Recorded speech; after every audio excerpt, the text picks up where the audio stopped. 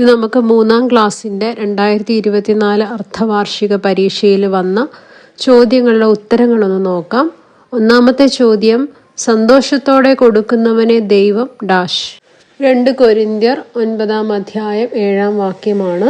സന്തോഷത്തോടെ കൊടുക്കുന്നവനെ ദൈവം സ്നേഹിക്കുന്നു എന്നതാണ് അതിൻ്റെ ഉത്തരം.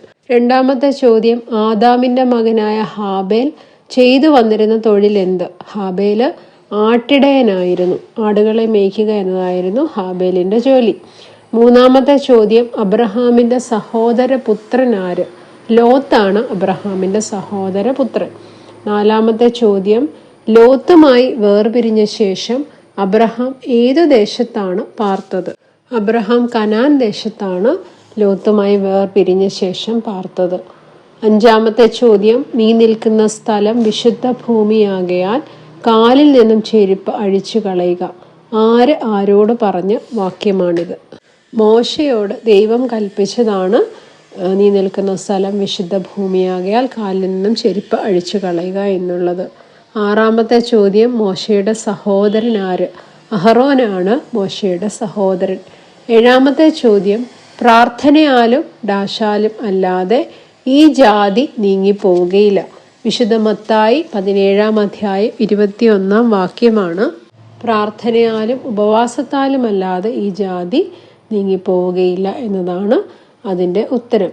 ഇനി 8ാമത്തെ ചോദ്യം, എസ്തേറിൻ്റെ വളർത്തു പിതാവിൻ്റെ പേര് എന്ത്?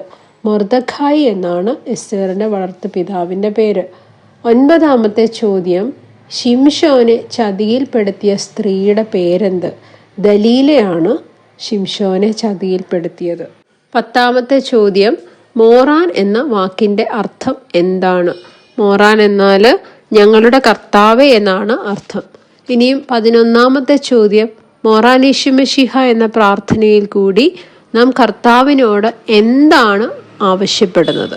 ദൈവത്തിൻ്റെ മുൻപാകെ സഹായത്തിനായിട്ട് നിൽക്കുന്ന നമ്മുടെ മുൻപിൽ ദൈവത്തിൻ്റെ കരുണയുടെ വാതിൽ അടച്ചു കളയരുത് എന്നാണ് നമ്മൾ ഈ പ്രാർത്ഥനയിലൂടെ അപേക്ഷിക്കുന്നത്. ഇനിയും അടുത്ത ചോദ്യം, സൂത്താറ എന്ന വാക്കിനർത്ഥം? കാവൽ എന്നാണ് സൂത്താറ എന്ന വാക്കിൻ്റെ അർത്ഥം. 13ാമത്തെ ചോദ്യം, രാത്രിയിൽ ഉറങ്ങുമ്പോഴുള്ള കാവലിനായും ഉണർന്നെഴുന്നേറ്റ് കഴിയുമ്പോഴുള്ള അനുഗ്രഹത്തിനായും പ്രാർത്ഥിക്കാറുള്ള മാർ അപ്രേമിൻ്റെ ബോവൂസ്. ഞങ്ങൾക്കുള്ള കർത്താവ് എന്ന പ്രാർത്ഥനയാണ് നമ്മൾ രാവിലെയും രാത്രിയും ചൊല്ലണമെന്ന് പറയുന്ന മാർ അപ്രേമിൻ്റെ ബോവൂസ്. ഇനി 14ാമത്തെ ചോദ്യം, അന്വേഷിപ്പീൻ നിങ്ങൾ ഡാഷ്, മുട്ടുവീൻ എന്നാൽ നിങ്ങൾക്ക് തുറക്കും. വിശുദ്ധ ലൂക്കോസിൻ്റെ സുവിശേഷം 11-ാം അധ്യായം 9ാമത്തെ വാക്യം. ഇവിടെ പൂരിപ്പിക്കാനുള്ള ചോദ്യമാണ്. എന്താണ് അവിടെ ഫിൽ ചെയ്യുക? അന്വേഷിപ്പീൻ എന്നാൽ നിങ്ങൾ കണ്ടെത്തും എന്നാണ് അതിൻ്റെ ഉത്തരം. 15ാമത്തെ ചോദ്യം, വിശുദ്ധ കുർബാന മധ്യേ ആദ്യം നടത്തുന്ന ധൂപ പ്രാർത്ഥന ആരുടെ മധ്യസ്ഥതയിൽ ഉള്ളതാണ്?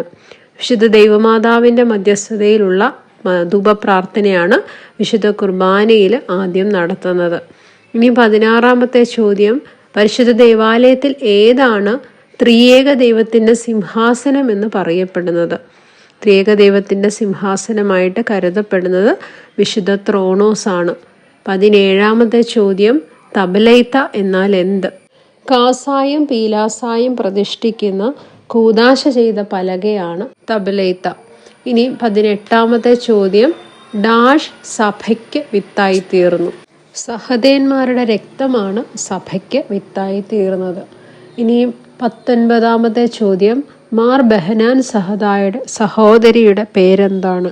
സാറ എന്നായിരുന്നു മാർ ബെഹനാൻ സഹദായുടെ സഹോദരിയുടെ പേര്.